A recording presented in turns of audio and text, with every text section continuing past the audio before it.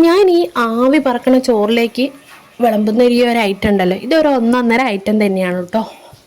അമ്മമാരൊക്കെ പണ്ട് കാലത്ത് കാര്യമായിട്ട് കറികളൊന്നും ഇല്ലാത്ത സമയത്ത് അവരുപയോഗിച്ചിരുന്നൊരു പൊടിക്കൈയാണ് കേട്ടോ ഇത് ഒരു ചമ്മന്തിയാണ്. ഇതിന് മിക്സിയുടെ ആവശ്യമോ അമ്മിക്കല്ലിൻ്റെ ആവശ്യമോ അതുപോലെ തേങ്ങയുടെ ആവശ്യമോ ഒന്നും തന്നെയില്ല. നമ്മുടെ വീട്ടിലുള്ള സാധാരണ കുറച്ച് കാര്യങ്ങൾ ഉപയോഗിച്ചിട്ടാണ് ഇത് തയ്യാറാക്കുന്നത്. ഇത് വളരെ ഈസി ആയിട്ട് ടേസ്റ്റി ആയിട്ട് നമുക്ക് തയ്യാറാക്കാം. ഞാനിതെങ്ങനെയാണ് തയ്യാറാക്കിയെന്ന് ഞാൻ കാണിച്ചു തരാം കേട്ടോ. അതിന് വേണ്ടിയിട്ട് ഞാനൊരു പാത്രം എടുത്തിട്ട് അതിലേക്ക് കുറച്ച് വെളിച്ചെണ്ണ ഒഴിച്ചു കൊടുത്തിട്ടുണ്ട്. ഇനി അതിലേക്ക് വേണ്ടത് നീളത്തിൽ അരിഞ്ഞിട്ടുള്ള സവാളയാണ്. ഞാനിവിടെ ഒരു സവാള ആണ് കേട്ടോ എടുത്തിട്ടുള്ളത്. പിന്നെ ഞാനിതിലേക്ക് ഒരു 2-3 വെളുത്തുള്ളി ചെറുതായിട്ട് അരിഞ്ഞിട്ട് അതും കൂടെ ചേർത്ത് കൊടുത്തിട്ടുണ്ട്. പിന്നെ ഞാനിതിലേക്ക് കുറച്ച് കറിവേപ്പിലയും മല്ലിയിലയും കൂടെ ചേർത്ത് കൊടുത്തിട്ടുണ്ട്. മല്ലിയിലയൊക്കെ ഉണ്ടെങ്കിൽ ഇട്ടാൽ മതി കേട്ടോ.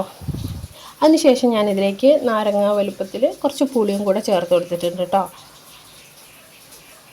പിന്നെ നമ്മൾ എരിവിന് ആവശ്യമായിട്ടുള്ള മുളക് പൊടി ചേർത്ത് കൊടുക്കാം. പിന്നെ കുറച്ച് ആവശ്യത്തിനുള്ള ഉപ്പും കൂടെ. ഇത്രയും കാര്യങ്ങൾ വേണ്ടുള്ളൂ.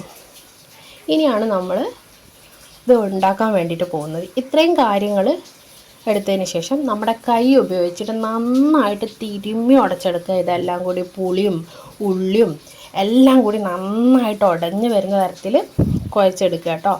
ആ ഒരു കുഴയ്ക്കലിൽ തന്നെയാണ് അതിൻ്റെ ടേസ്റ്റ് ഇരിക്കുന്നത്. നന്നായിട്ട് തിരുമ്മി ഉടച്ചെടുക്കുക. ഈ ഒരു വെളിച്ചെണ്ണയിൽ തന്നെ വെള്ളമൊന്നും ചേർക്കരുത്.